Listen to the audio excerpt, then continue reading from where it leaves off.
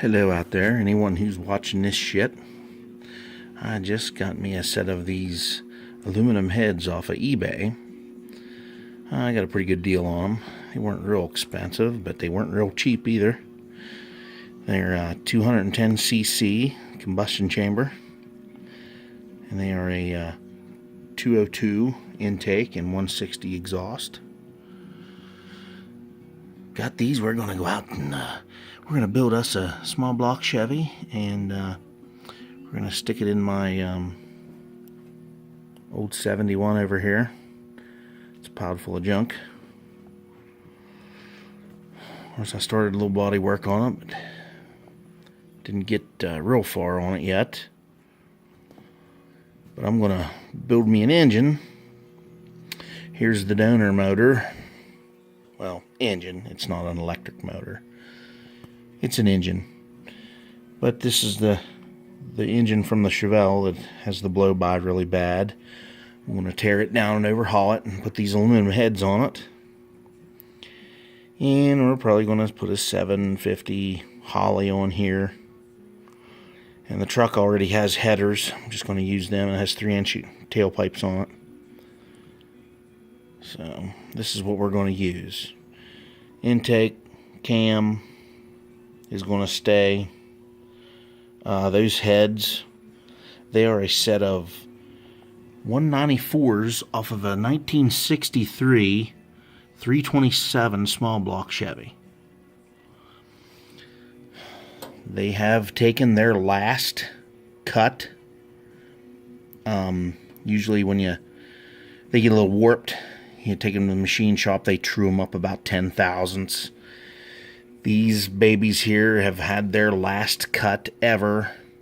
They will be garbage when I pull them off. About the only thing I can use out of them are the valves, the springs, and probably I have valve guides and screw-in studs in these heads on this, because the cam had an over a 500 lift in it.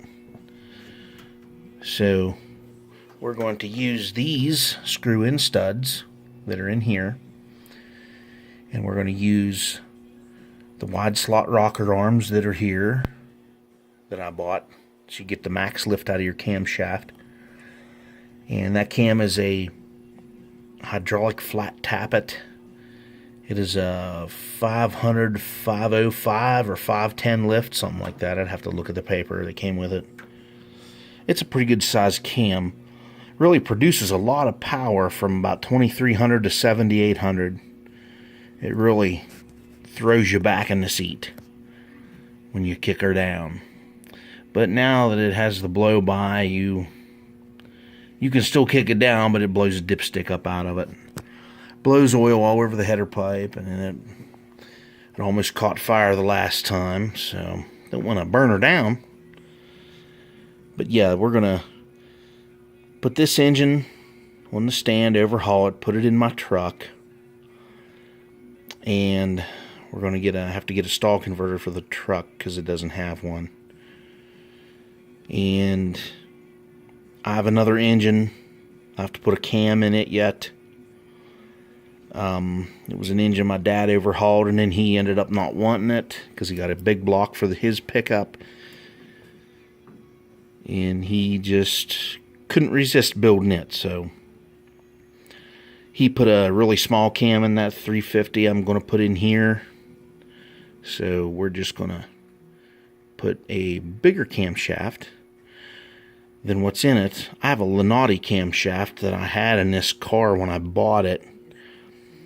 I bought this car back in 1996, and the only reason I really bought it was because it had good floors, good doors, and it had a fresh drivetrain.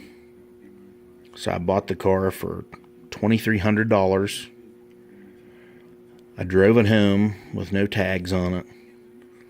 We tagged her up historic, and we had a blast that summer. So it's a pretty good engine. The block itself is from a 1979 Camaro,